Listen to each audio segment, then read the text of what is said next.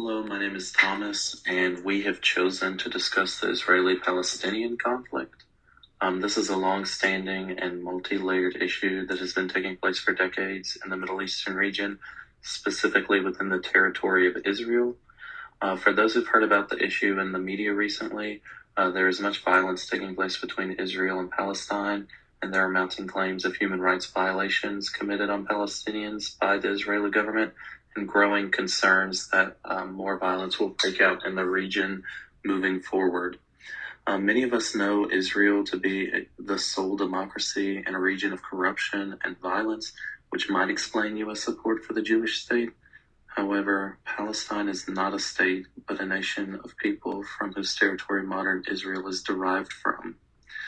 The contrast here is that Palestinians are overwhelmingly Muslim in faith and are ethnically Arab, whereas Israeli people are predominantly Jewish and of Israeli descent, though there are many minorities in the state too. The primary areas of interest are the Gaza Strip, which borders Egypt, and the West Bank, which borders Jordan. Though these two sections of Israel are on opposite sides of the state, the majority of the Palestinian population is limited to these two areas, and unfortunately, these are the areas in which most violence surrounding the conflict occurs. Though, obviously some is taking place within Israel proper by the hands of the Palestinian people.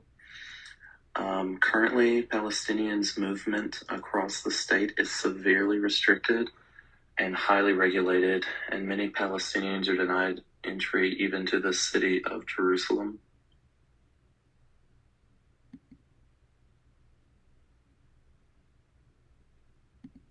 So, some background on the issue. The conflict, from the start of British control over Palestine during, colonialism, there was a significant population of Arabs living in the territory, comprising the majority ethnicity, with only a minority of Jews living in the Palestinian region of the Middle East. In the aftermath of World War II, the British territory was partitioned under United Nations Resolution 181 in 1947. By 1948, Israel became an independent state, and this caused a serious backlash in the Arab world, leading to the Arab-Israeli War. The war ended in 1949, but over 750,000 Palestinians were displaced, according to the Council on Foreign Relations, and the territory was divided into the State of Israel, the Gaza Strip, and the West Bank. Over the years, conflict arose between Israel, Egypt, Jordan, and Syria. Israel attacked Egypt and Syria, starting the Six-Day War, though this was a preemptive attack. But Israel seized control over the Gaza Strip and the West Bank, which had historically been part of Palestine. Egypt and Israel signed a peace treaty which ended the violence between the two states. The problem of Palestinian self-governance and determination remained and was left to the interpretation of the Israeli government. In 1987, hundreds of thousands of Palestinians living in both the Gaza Strip and West Bank arose against the Israeli government in what is referred to as the First Intifada. Though there were a series of accords made between Palestine and Israel, neither side has been able to reach any negotiations regarding the issue, which has led to a resurgence of violence in recent years. Palestine wants independence and a state for their nation, and Israel is unwilling to give up any of its territory, citing concerns that the Jewish nation state could be too diluted by allowing Palestinians more autonomy.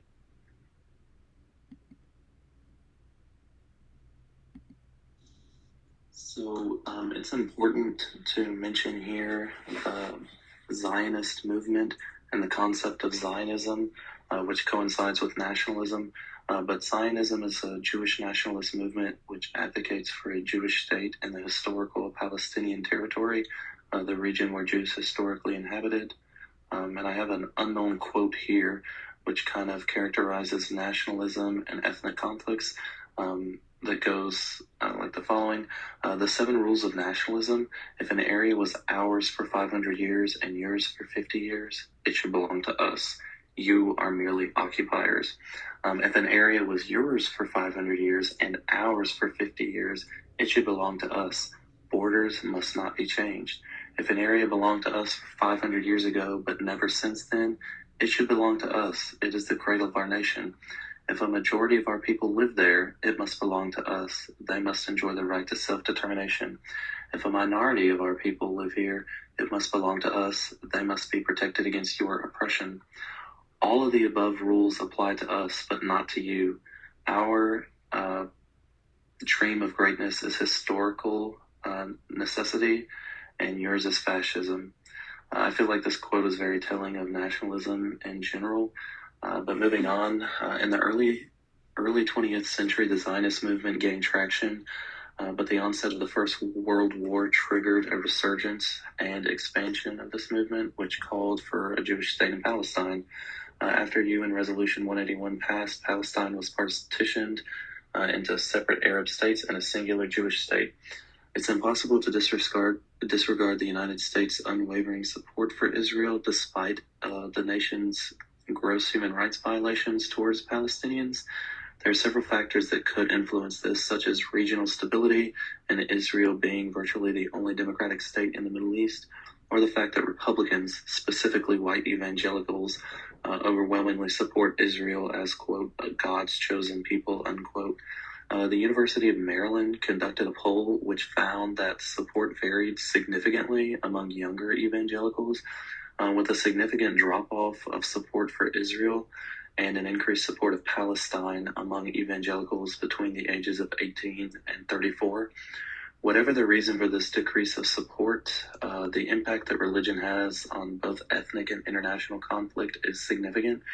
It'll be interesting to see whether the Zionist movement slowly decreases and if it would impact bilateral relations between the United States and Israel, or if the U.S. would then cite democracy and supporting, the sole democratic state in the Middle Eastern region as being the primary reasoning for its strong relations with Israel.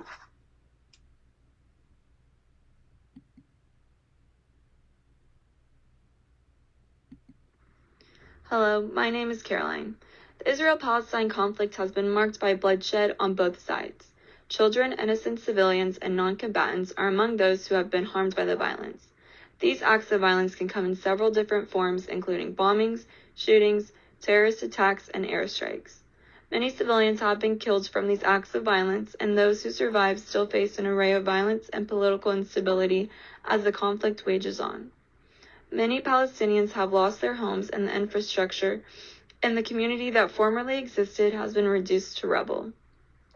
Contributing to this violence on the Palestinian side of the conflict is Hamas, a terrorist organization which is a spin-off of the Muslim Brotherhood in Egypt.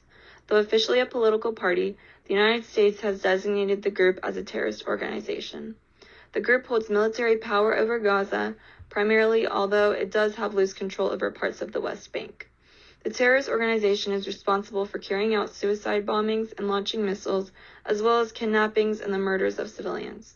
Hamas's platform has increased violence in Israel, and its successes in its attacks encourages a continuation of this violence.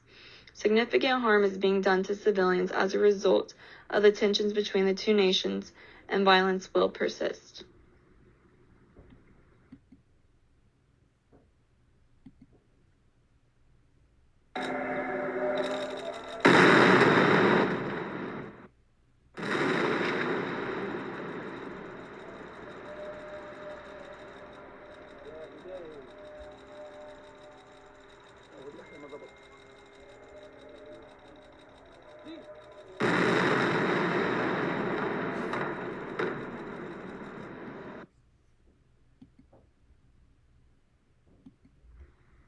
The Israel-Palestine conflict involves many human rights concerns.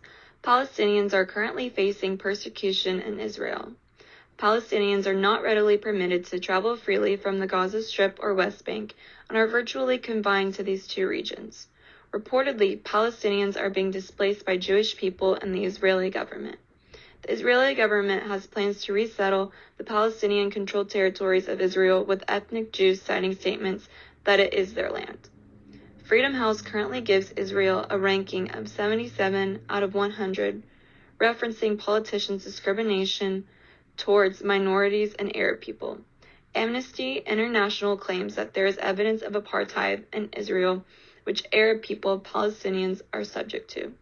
When calculating the United States' position on this conflict, it should take into account the oppression taking place at the hands of Israel. A rights-based approach is imperative when considering policies surrounding the Israel-Palestine conflict to emphasize the human rights and security of Palestine, not Israel exclusively. Israel must also be held accountable.